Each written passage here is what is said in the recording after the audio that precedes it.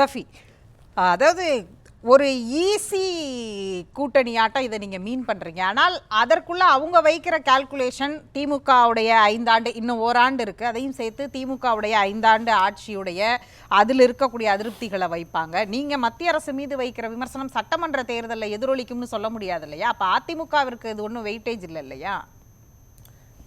இதில் அதிமுகவுடைய வெயிட்டேஜா இல்லைன்னா பாஜகவுடைய வெயிட்டேஜான்னு பார்க்குறத விட தமிழ்நாட்டு மக்கள் இதை எப்படி பார்ப்பாங்கிறது தானே மேடம் முக்கியம்.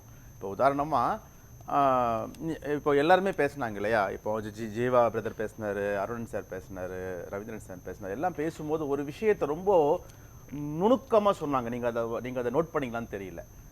பாஜக இதை கொண்டாடுது. இவங்களுடைய கோலிஷனை, இப்போ நடந்த கோலிஷனை பாஜக கொண்டாடுது. ஆனால் புதுக்கோட்டையிலேருந்து முகமது கனின்னு ஒருத்தர், காரைக்கால்லேருந்து அசனான்னு ஒருத்தர், பொள்ளாச்சி ஜெயராமன் அவர் இருக்கிற கூட்டத்திலேயே திருப்பூர் கார்பரேஷன் எதிர்கட்சி கொறடா கண்ணப்பன் ஒருத்தர், முன்னாள் எம்எல்ஏவாக இருக்கிற குணசேகரன் ஒருத்தர், எல்லாத்தோட முக்கியமாக செல்லூர் ராஜு அவர்கள், அதே மாதிரி முன்னாள் அமைச்சர் ஜெயக்குமார் அவர்கள், இவர்களுடைய ரியாக்ஷன்லாம் பாருங்க. இவங்கெல்லாம் சில பேர் கட்சி விட்டு வெளியே வந்திருக்காங்க. ஒரு பக்கம் அதாவது நீங்க ஏடிஎம்கே அண்ட் பிஜேபி லாஸ்ட் 2 இயர்ஸா எப்படி இருந்தாங்க நம்ம பார்த்தோம். ஏடிஎம்கேவை பத்தி பிஜேபி பேசினதும் பிஜேபி பத்தி ஏடிஎம்கே பேசினதும் பார்த்தோம். இப்போ கோலிஷன் வந்த உடனே BJP is celebrating this, ADMK is not celebrating. அவங்க ரொம்ப சேஃபா ப்ளே பண்ணாங்களோன்னு ஒரு கேள்வி இருக்குல்ல, நீங்களே தான் சொல்லிருக்கீங்க. அவங்க ரெண்டு பேரும் ரகசிய கூட்டணின்னு சொன்னீங்க. அவங்க எங்க விமர்சிக்கிறாங்கன்னு கேட்டீங்க. அவங்க தான் விமர்சிக்கிறாங்க. உங்க பாயிண்ட் தான் வரேன் நான். அப்போ பிஜேபி செலிப்ரேட் பண்ணது என்ன அர்த்தம்னா, இவ்வளவு நாளா பின்புலமா இருந்த ஏடிஎம்கே இப்போ டைரக்டா வந்திருக்காங்க. அது இன்னொரு பெர்ஸ்பெக்டிவ்ல பார்த்தீங்கன்னு வச்சுக்கோங்களேன், என்னதான் பிஜேபி எவ்வளவுதான் இவங்களை அண்ணாமலையை வைத்தோ இதர ஆட்களை வைத்தோ அசிங்கப்படுத்தினாலும் எங்களுக்கு வேற ஆப்ஷன் இல்லைன்னு போன மாதிரி தான் எடப்பாடி போயிருக்காரு. ஏன்னா எங்களுக்கு இருக்கிற பிரச்சனைகள் அவ்வளவு.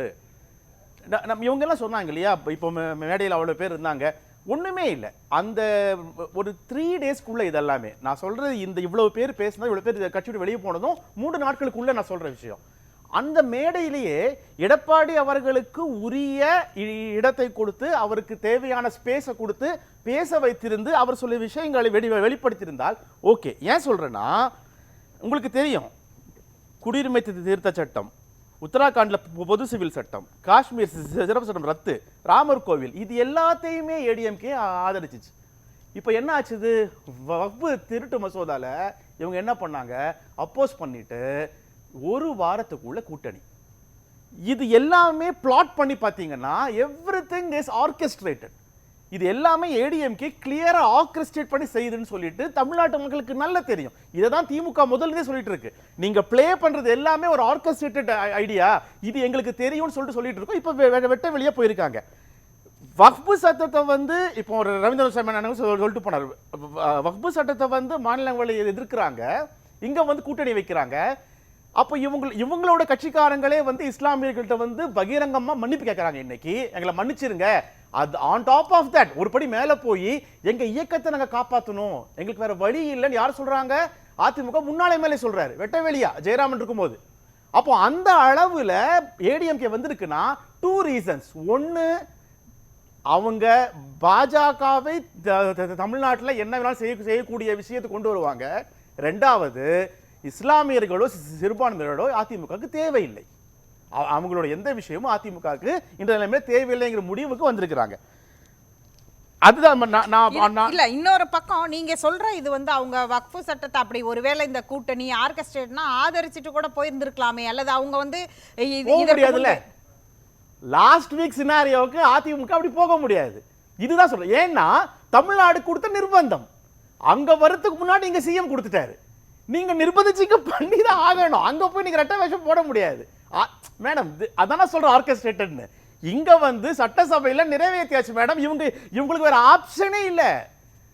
சிஎம் போட்ட லாக் அது. நீங்க இருந்துதான் ஆகணும், நீங்க ஒப்புக்கொண்டு தான் ஆகணும், அங்க போய் நீங்க பண்ணி தான் ஆகணும். ஒரு வாரத்துக்குள்ள அவங்க கலர் சேஞ்ச் ஆகுது இல்லையா, இதுதான் சொல்றோம். இதைத்தான் திமுக தொடர்ந்து சொல்லிக் கொண்டே இருக்கிறது. நீங்க ஒன்றும் இல்லை மேடம், இவங்க அவங்க கட்சிக்கும் துரோகம் பண்றாங்க, அவங்க கட்சி தொண்டர்களுக்கும் துரோகம் பண்றாங்க, தமிழ்நாட்டு மக்களுக்கு உச்சக்கட்ட காரணம் இது மதவாத கூட்டணி. இவங்க திரும்ப சொல்றாங்க இயல்பான கூட்டணி. This இல்ல is not இயல்பான மதவாத கூட்டணி. கூட்டணி என்பதற்காக அது அதிமுக கட்சிக்கு செய்யப்படுகிற துரோகம்னு எந்த இடத்திலிருந்து டாக்டர் 100% அண்ணா திராவிட முன்னேற்ற கழகம் அண்ணா இருந்திருந்தால் மதவாதத்தை ஒப்புக்கொள்வாரா? இப்ப இவங்க கேட்கலாம், நீங்க போகலையா இதுல சொல்லிட்டு. 98ல அமர்ச்சி ஜெயலலிதா போனாரா? எவ்வளவு நாள் அந்த ஆட்சி இருந்தது? அதுக்கப்புறம் ஒரு காமன் மினிமம் ப்ரோக்ராமோட தானே கலைஞர் போனாரு.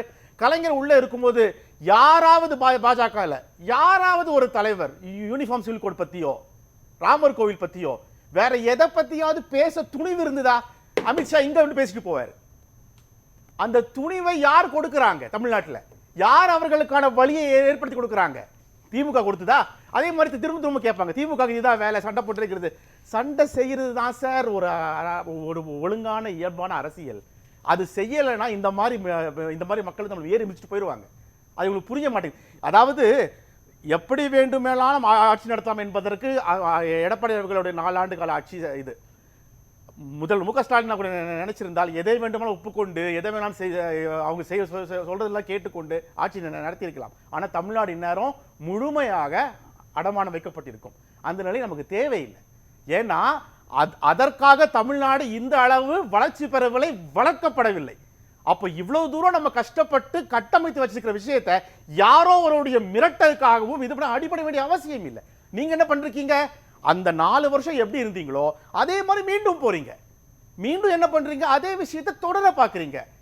நான் எங்களுடைய திமுகவுடைய விஷயம் ஒண்ணுதான். நீங்க அதிமுகவை அடமானம் வச்சுக்குங்க, அதிமுக போய் அடங்கு வச்சுக்குங்க, தமிழ்நாட்டை வைக்காதீங்க. சட்டமன்ற தேர்தல்ல திமுக vs அதிமுக தானே களம் இருக்கும். அதுல பாஜகவுடைய ரோல் கம்மி தானே. அதிமுக இங்க எதிர்க்கட்சியா தானே இருக்கிறாங்க. அப்ப அது அங்கதான் விஷயம். திமுக அதிமுக களம் சரி, பட் அதிமுகவை யார் இயக்க போறாங்கிறதா மேட்டர். சரி, இப்ப திமுகவை இயக்க யாரும் இல்லை. திமுக யாரை எதிரியா பார்க்கும் இந்த தேர்தல்னு சொல்லுங்க. மதவாத சக்தியை எதிராக பார்க்கும். அந்த மதவாத சக்தியில் அதிமுக இருந்தா அதிமுக எப்பவுமே எதிரி தான், இன்னும் மோசமான எதிரியா இருக்கும். காரணம், இவங்க இயல்பான கூட்டணி சொல்வது, மீண்டும் சொல்லுகிறேன், அவருடைய இயல்பு மதவாதத்தை நோக்கி தான் எப்பவுமே போயிருக்கு. எப்பவுமே நீங்க எப்பவுமே எடுத்துங்க, கரசேவைக்கு அம்மையார் ஆட்கள் அனுப்புறதுல இருந்து ஆரம்பிக்கிறேன். எப்பவுமே அதிமுக மதவாத சக்திகளுக்கு உடனே இருந்திருக்கிறது, இப்பவும் இருக்கிறது, இனியும் இருக்கும். இதை எதிர்ப்பது திமுக மட்டுமல்ல, தமிழ்நாடு. ஏன்னா தமிழ்நாடு அப்ப அதிமுகவும் எதிர்க்கும், பாஜகவும் எதிர்க்கும், இந்த தேர்தலை எதிர்கொள்ற புதிய கட்சி தாவேகா எதிர்க்கும், நாம் தமிழர் கட்சி எதிர்க்கும். இத்தனை கட்சிகள் எதிர்க்கும் போது திமுக கூட்டணிக்கான சவாலா அது இருக்காதா? கூட்டணிக்கான சவாலே இது இல்லை மேடம். பிகாஸ் சிம்பிளா யோசிச்சு பாருங்க, மதசார்பற்ற கூட்டணின்னு ஒன்று இருக்குது, கொள்கை கூட்டணி அது சொல்றோம். அந்த கொள்கை சார்ந்த விஷயம் நோக்கி போகிறோம். இப்போ நான் அடுத்த ரவுண்ட்ல ஸ்ரீதர் எடுத்து நம்ம சொல்வாரு, கொள்கை கூட்டணியில் இருக்காது, ஆட்சியில் தேர்தல் தான் முக்கியம்னு சொல்லுவார். தேர்தலுடைய இது வேற, இந்த கொள்கை கூட்டணி வேறன்னு சொல்லுவார். பட் கொள்கை என்று ஒன்று இல்லாமல் நீங்க அது சார்ந்த கூட்டணி வைக்காமல் மக்கள் உங்களை ஏற்றுக்கொள்ள மாட்டாங்க. ஏன்னா உங்களுக்கு ஐடியாலஜி என்ன? What are you going to say to the public? நீங்க என்ன ப்ராமிஸ் பண்ண போறீங்க? உங்க ப்ராமிசஸ், அந்த ப்ராமிசஸ் எப்படி நீங்க அந்த கொள்கை சார்ந்து மக்களுக்கு எப்படி கொண்டு போக போறீங்க? இப்போ முழுக்க மதவாதம் மட்டுமே உங்கள் கொள்கை இருக்க போகுது என்பது தமிழ்நாட்டு மக்களுக்கு தெரியும் இல்லையா? இதுல எந்த விதமான செகண்ட் ஆப்ஷனுமே இல்லையே. எக்ஸாம்பிள், நீங்க அங்க இருக்கிறது எல்லாமே பாத்துக்கிட்டீங்கன்னா பாஜகவோட இணையறாங்கனாலேயே அது எல்லாத்தையுமே அக்செப்ட் பண்ணிட்டாங்க தானே அர்த்தம். அவங்க இல்லனா அப்படி சரி, உங்க வாதத்திற்கு இணைந்தாலே எல்லாத்தையும் அக்செப்ட் பண்ணாங்கன்னா அப்புறம் எங்க இருந்து வருது காமன் மினிமம் ப்ரோக்ராம்னு ஒரு கேள்வி இருக்குல்ல. பேராசிரியர் அருணன் அதை சுட்டி காண்பித்தார். உள்துறை காமன் மினிமம் ப்ரோக்ராம் சொன்னாரு. காமன் அதான் அப்ப நீங்க கேட்ட கேள்வி நல்ல கேள்வி. காமன் மினிமம் ப்ரோக்ராம்ங்கிறது எப்ப திரும்ப வந்திருக்கணும்? எடப்பாடி அவர்கள் போய் உட்கார்ந்துறல பிரஸ் மீட்ல, அதுக்கு முன்னாடி ஒரு பிரஸ் மீட் கொடுத்துருக்கணும். அமித்ஷா அவர்கள் பக்கத்துல போய் எப்படி 2021 மோடி பக்கத்துல போய் அங்க இந்த கூட்டணியில் என்டிஏ கூட்டணியில் போய் நின்னாரோ, அதுக்கப்புறம் வெளியே வந்தாரோ, அதே மாதிரி இடது பக்கம் போய் அமித்ஷா பக்கத்தில் உட்கார்ந்தார் இல்லையா? உட்காரத்துக்கு முன்னாடி பிரஸ் மீட்டை கொடுத்து இந்த கண்டிஷன்லாம் நான் சொல்லி இருக்கேன், இந்த கண்டிஷன்லாம் அமித்ஷா ஒப்புக்கொண்டார், இந்த கண்டிஷன் ஒப்புக்கொண்டதுனால தான் நான் இந்த மீட்டிங்க்கு போறேன், உள்ள பாருங்க சொல்லி இருந்தாருன்னா தமிழ்நாட்டு மக்களுக்கு புரிந்திருக்கும், அதை ஒப்புக்கொண்டிருப்பார்கள். இவரு எதுவுமே செய்யல. அதுக்கப்புறம் நீங்க கேட்ட கேள்வி கூட அதுதான் அமித்ஷா எல்லாம் சொல்லிட்டாருன்னு சொல்லிட்டு போறாரு. அப்போ அங்க என்ன இருக்கு? What is the stand? அதே மக்கள் கேட்பாங்க. மக்களுக்கு மேடம், தமிழ்நாட்டு மக்களை இந்த விஷயத்துல இனிமே ஏமாத்த முடியாது madam. they are very clear, they know எந்த கட்சியோட இன்ட்ரெஸ்ட் தெரிஞ்சிருக்கிறாரு. அடுத்து இந்த டாக்டருக்கு அந்த டாக்டர் இப்ப பதில் சொல்லுவார்.